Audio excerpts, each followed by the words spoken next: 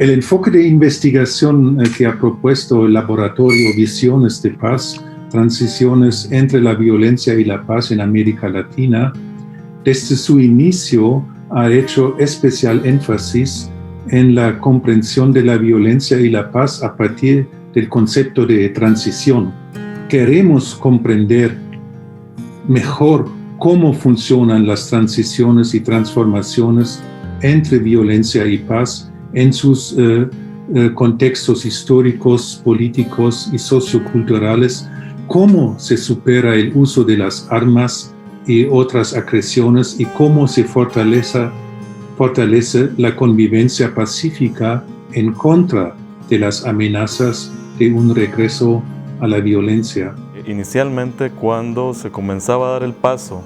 de las dictaduras que fueron tremendamente violentas en el Cono Sur, en América Central, y la represión también que se vivió en partes de México y el Caribe, cuando se empezó a dar la transición, lo que privaba era la idea de que se debía dejar atrás el pasado, de que había que olvidar, de que no había que rescatar o incluso no había que investigar sobre ese pasado porque abría nuevamente las heridas y dividía a una sociedad que en principio debía seguir corriendo hacia la unidad. Durante las sesiones que tuvimos en la plataforma para el diálogo nos dimos cuenta qué tan diferentes procesos lleva cada espacio, digamos, nacional o espacio local para tratar de comprender esa relación tan compleja. Estamos hablando de procesos de memoria, pero esa memoria no es una memoria homogénea, no es un pasado homogéneo que cubre toda América Latina, sino que a través del trabajo que se está haciendo desde hace mucho tiempo, desde diferentes lugares de enunciación para trabajar estos procesos traumáticos del pasado, empezamos a ver cómo también hay cruces de diferentes pasados que vuelven al presente para ser trabajados como pasados traumáticos.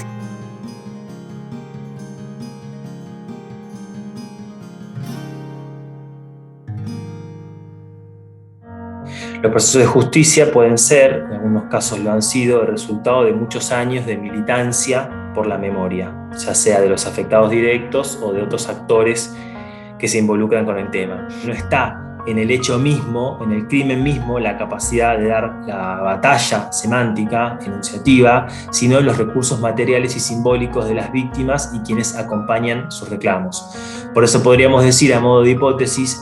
que cuando las víctimas provienen de sectores con más recursos materiales y simbólicos, tienen luego más capacidad de instalar su demanda en la esfera pública y suele ser esta demanda el puntapié inicial de las posteriores respuestas estatales a sus exigencias. Que las negociaciones sobre el significado del pasado y las posibilidades del futuro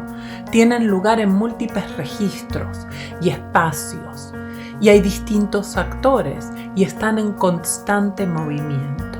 Precisamente en América Latina es muy destacable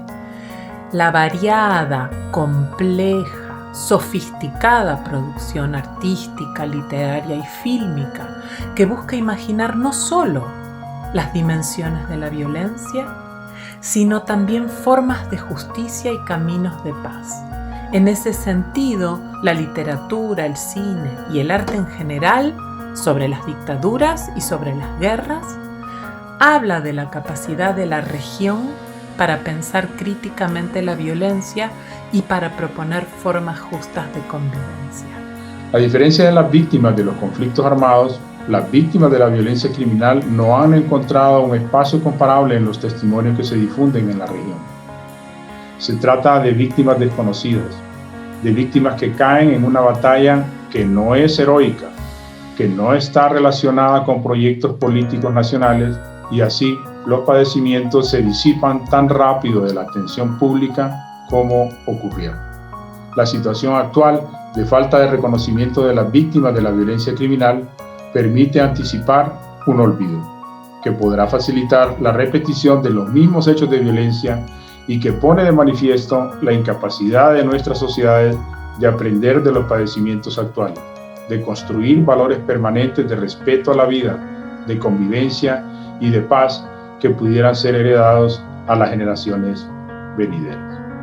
Quando há essa transição para uma democracia, é importante que os estados constituam esforços para transformar suas instituições, para torná-las democráticas e accountable. É preciso muita atenção a algumas instituições em especial. O judiciário, as forças de segurança, as forças armadas. Então, quando permanecem em enclaves autoritários, em alguns corpos burocráticos, é muito mais difícil a construção da paz. É preciso ter em mente que memória, justiça e paz são indissociáveis quando a gente pensa em termos desse cenário da Guerra Fria e do fim das ditaduras na América Latina, e a paz não se constitui sem memória e sem justiça.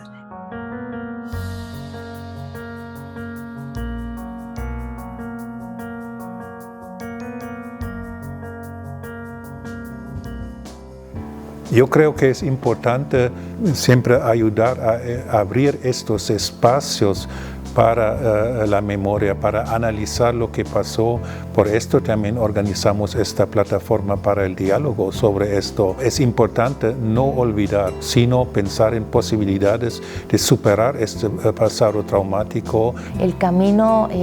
para pensar, por ejemplo, memoria, justicia y paz en contextos tan complejos como el centroamericano, pero también el latinoamericano en general,